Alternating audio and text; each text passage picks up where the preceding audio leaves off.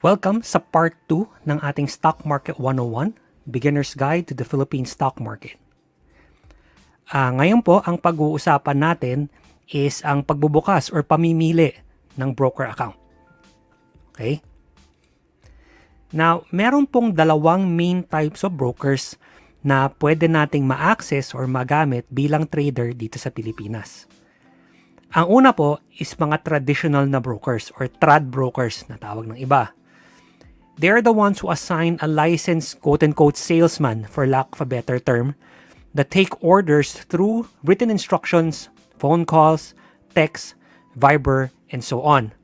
So what this means is whenever you want to execute or complete a transaction, dumadaan po tayo sa middleman at sila po yung tumatapos ng mga instructions natin on our behalf. Siyempre, dati, kailangan talaga tatawagan mo. Pero ngayon, uso na ang Messenger, uso na ang Viber, and so on. So, minsan pwedeng i-message mo na lang, tas sila na bahala mag-execute. So, kunwari sasabihin ko dun sa ahente or representative na naka-assign sa akin to buy, buy CHP at 1 peso, for example. So, sila na bahala mag-execute na on our behalf. Ang downside ng trad is usually mas mahal yung fees sa traditional brokers. And the reason for that is syempre, may extra labor. Meron tayong extra step na tinitake na may kailangan gumawa para sa atin. Ang pangalawang type naman po is mga online. So yan po yung mga call, FMS, AAA, and so on. They are those whose main interface with the customer is via the internet. Orders are taken and executed via online platforms. So that means na kapag may gusto tayong bilhin or ibenta, we need to manually set it ourselves using kung anumang platform ang ginagamit ng broker na napili natin. Okay? So, whether you go through trad brokers or online brokers, meron pong broker fees and commissions na na-charge sa atin. So I'm just gonna quickly go through all of them. I'm not gonna do the math on each and every single one. Pero we'll go through each one quickly para lang may idea kayo kung ano yung mga nasisingil sa atin ng mga broker. Tandaan, ang pagtitrade ay negosyo. At bilang negosyo, kailangan naiintindihan nyo kung saan napupunta ang bawat piso nyo. Kung walang piso, walang 100. Diba? So unang-una, broker's commissions. Again, this varies. But for online brokers, it's a max of 0.25% of gross trade amount or 20 pesos, kung ano man ang mas mataas. Then merong VAT do sa broker's commission. So that's 12% of broker's commissions.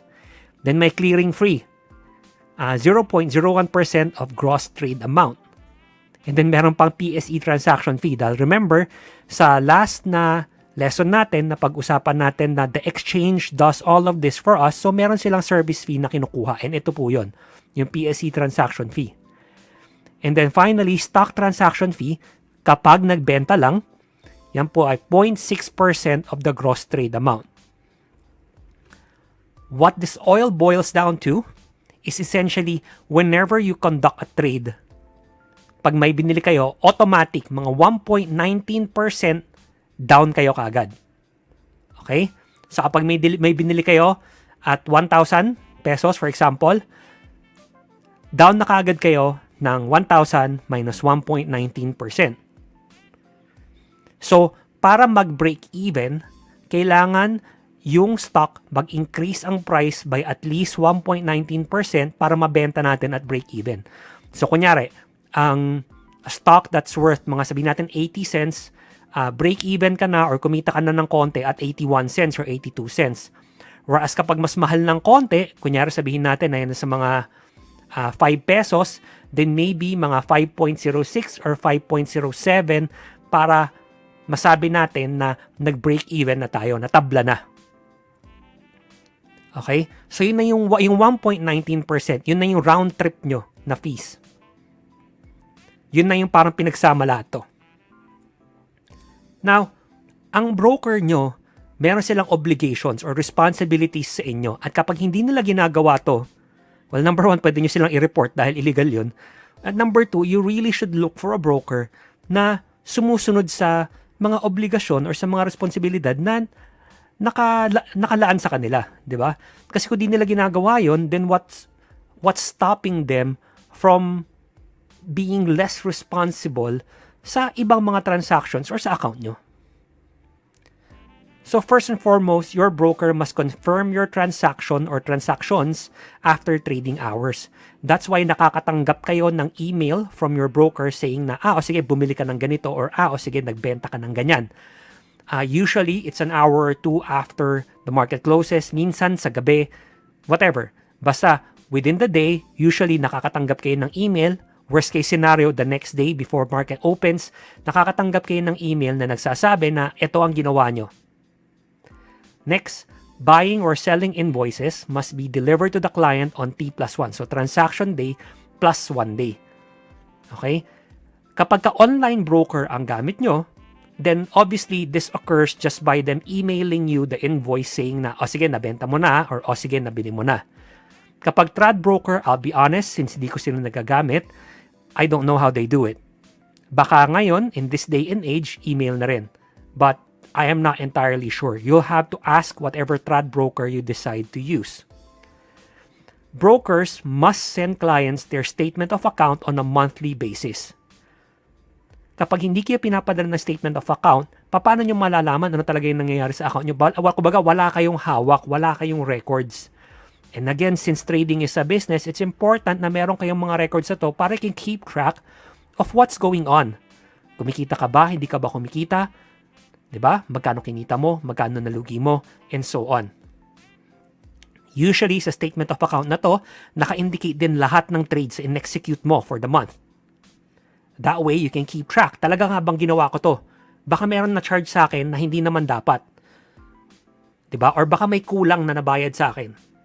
So, lahat yan kasama sa statement of account. That also includes yung mga dividends na pwedeng nakuha nyo, whether cash dividends or stock dividends and so on. And then your broker must send you information and correspondence relevant to your investment. This is why a lot of brokers, they do mga monthly na emails. Meron silang parang mga playlist or mga buy list, or nagbibigay sila ng mga thoughts nila, di ba? Mga ibang brokers, when you go to their platform, merong mga tabs na nagsasabi na, sige, ito yung recommendation namin, bakit namin sila nire-recommend, or may binibigay silang technical report or fundamental report ng isang specific na company. That's because they are obligated to do so. If your broker does not do these things, then you should highly likely consider looking for a new broker and or reporting them. Okay? Now, I am not gonna sit here and shout from the top of my lungs na dapat ganitong broker gamitin mo, the best yung platform niya, and so on and so forth. Kasi merong mga traits na nag-a-apply for me na importanteng nakikita nyo sa broker nyo bago nyo sila piliin. Remember, they are earning money from you. So you have every right to be picky and to be choosy sa kung anong broker ang gusto nyo gamitin. Kung hindi kayo satisfied, huwag kayong magtiyaga. Alis tayo. Diba? So number 1, reliability. How often do their servers go offline? Baka naman, parang halos araw-araw na lang nag-go offline, or every other day na lang, or every week nag-go offline sila for no reason, lalo na during trading hours. Kung masyado tong madalas mangyari, sino ang nalulugian ng pera? Hindi naman nila binabalik sa inyo kung kunwari meron kayong hindi nabenta, di ba? In fact, a lot of them don't even apologize properly. So if your broker is not reliable, if they're not there for you when you need them, then you shouldn't be with them. Go with the broker na sigurado kayo na kapag kailangan nyo sila, a majority of the time, they are there for you. Siyempre, there will always be exceptions. Minsan hindi talaga naiiwasan na pangyayari. But by and large, dapat, most of the time, maayos ang serbisyo nila. Next, convenience. Does it fit your lifestyle? Maraming tao sasabihin nila, hindi, dapat ganitong broker ang gamitin mo kasi the best yung platform niya. O kaya kunyari, yung Teamson ang bilis lagi. Or, kasi kapag ka AAA, pwede ka mag-set ng auto na stop loss. Or whatever. But, all of that won't matter kung hindi naman siya convenient para sa'yo. paano kung lagi kang nasa labas? Yung Timson Windows-based siya. Paano kung MacBook ang gamit mo and ayaw mo gumamit ng Windows? Diba? Maraming ibang factors that go into it and you shouldn't force yourself to use a broker just because sabi ng iba, okay. Kailangan, sang-ayon din siya sa lifestyle mo. Sang-ayon din siya sa gusto mo. Dahil kung hindi naman siya na ibabagay sa'yo, hindi mo rin siya magagamit ng, kumbaga, to its full potential. Next, the platform. Is the platform easy to navigate? There are some brokers who will remain unnamed na honestly, para sa akin, napaka-hirap gamitin nung platform nila. Parang, kumbaga, sa ibang platform, mga 1, 2, 3 pindot lang, kailangan sa platform nila, 4, 5, 6 na pindot bago ka umabot doon sa puntong yon. Hahanapin mo pa. Diba? They're gonna argue, hindi. Kasi pag nasanay ka naman ganito, kapag nasanay ka naman ganyan. Yes. Pero, hindi naman yun yung key. Ang key, kailangan sa simula pa lang, madali na siyang gamitin para sa akin. Mahirap na nga mag-trade in general eh. Gusto ko papahirapan ko pa sarili ko sa broker. That's just not smart. Diba? And finally, usability. Is it intuitive to use? Kailangan, pag ginamit ko to, mabilis kong nahahanap at nagagawa lahat ng gusto kong gawin. Kasi kung hindi, ganun na naman. Imbes na napupunta yung focus ko sa trading, napupunta ang focus ko sa mga bagay na hindi naman mahalaga. So, para sa akin, ito yung mga traits na dapat hinahanap nyo from your brokers. Kailangan makahanap kayo ng sweet spot ng lahat na yan para masabi nyo na ito ang broker na para sa inyo.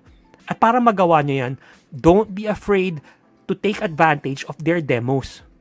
Okay lang yun, sila yung pahirapan nyo. Open kayo na account, mag-demo kayo, kung di kayo masaya, huwag nyong i-fund. Diba? Subukan nyo muna ng mabuti. Test them all out, walang masama doon. Remember, pinagkakakitaan nila tayo. So, dapat tayo rin, minamaximize natin. Kailangan tinitignan talaga natin lahat. Testingin natin ng mabuti. Kasi, etong broker mo, yun yung magiging best friend mo sa trading eh. Whether it's a trad broker or it's an online broker, yan yung best friend mo sa trading eh. Kung wala yan, hindi ka makaka-buy and sell lang maayos eh. So, find one na bagay sa'yo. Diba? Kailangan nagkakasundo kayo ng maigi para nagagamit mo ng tama, na ma-maximize mo siya, and it takes problems, kumbaga, it takes extra steps out of trading and you can focus on what's important. And dito po nagtatapos ang ating Beginner's Guide to Trading, Stock Market 101. I hope marami po kayong natutunan. I tried my best to make sure na maraming mga basic steps sinama ko talaga in the 2 videos, no? So, if you haven't seen part 1, I'll be linking that video in the description box below so you can go watch it. And as always, guys, no, maraming salamat po sa panonood. If you enjoyed this video, I would really appreciate it if you give this video a like and consider subscribing to my channel. If you have any questions, please feel free to post them all in the comment section below and I'll get back to you as much as I can. So, good luck guys and happy trading.